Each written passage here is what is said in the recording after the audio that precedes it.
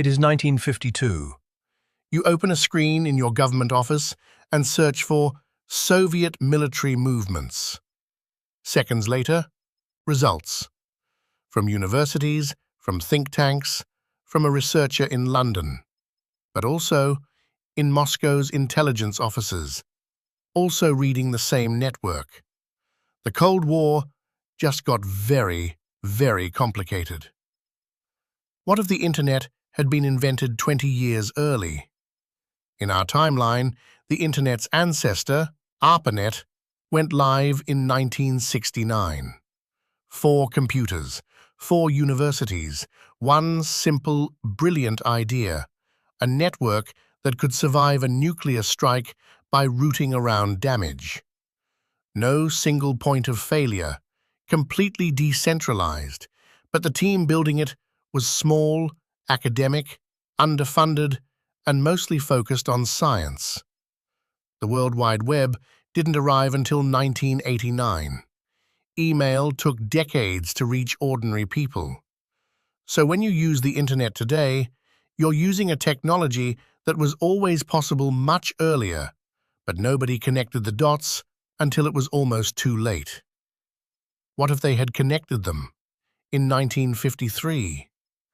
The year is 1950. The Korean War has just started. The US military is terrified.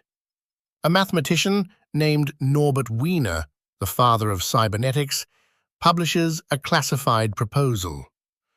Build a global communication network. Computers talk to computers. No central hub, cannot be destroyed by a single bomb. President Truman reads it, calls it the most important document since the Manhattan Project. Congress funds it immediately. The network goes live in 1953. They call it WEBNET. By 1954, every government agency is connected. Scientists share research in hours instead of years. The Salk polio vaccine gets developed 14 months earlier because researchers in 4 states can compare data the same day.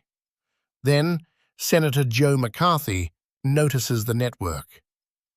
This system, he says on the Senate floor, connects every government computer in America. It is a communist infiltration tool. Half of Congress agrees. The other half says it's the greatest American invention since the telephone. The first internet censorship bill passes in 1955. The Supreme Court strikes it down in 1956. Meanwhile, universities connect. Students in Boston read papers from students in California overnight. A 22-year-old in Chicago uploads the first digital photograph. It takes 11 hours to transmit. Everyone agrees this is the future. The Soviet Union notices. Khrushchev calls WEBNET imperialist mind control, then quietly orders Soviet engineers to build their own version. By 1958, there are 2 internets, the American one, the Soviet one. They do not speak to each other, but here's what nobody predicted. Ordinary people start getting access in 1959. Not through personal computers, those are still the size of refrigerators, through terminals, small screens in libraries, post offices, and eventually department stores. A housewife in Ohio sends the first personal message across the network in March of 1959. It says, "Dorothy, did you get the casserole recipe I sent?" Dorothy did not. The server was down. Some things never change. By 1960, John F. Kennedy is running for president, and for the first time in history, a candidate sends direct messages to voters through the network. Kennedy's team reaches 300,000 terminal users with personalized materials. Nixon's team sends nothing. Kennedy wins by a larger margin than he did in our timeline. The space race becomes the network race. NASA builds an internet-connected mission control, sharing telemetry data with universities in real time. In our timeline, the moon landing was 1969. In this timeline, 1964.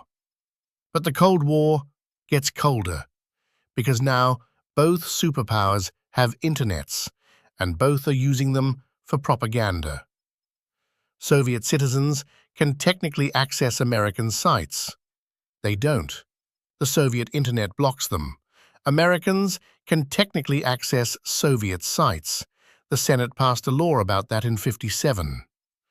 By 1965, a small group of academics, American, Soviet, British, French, start building bridges between the two networks.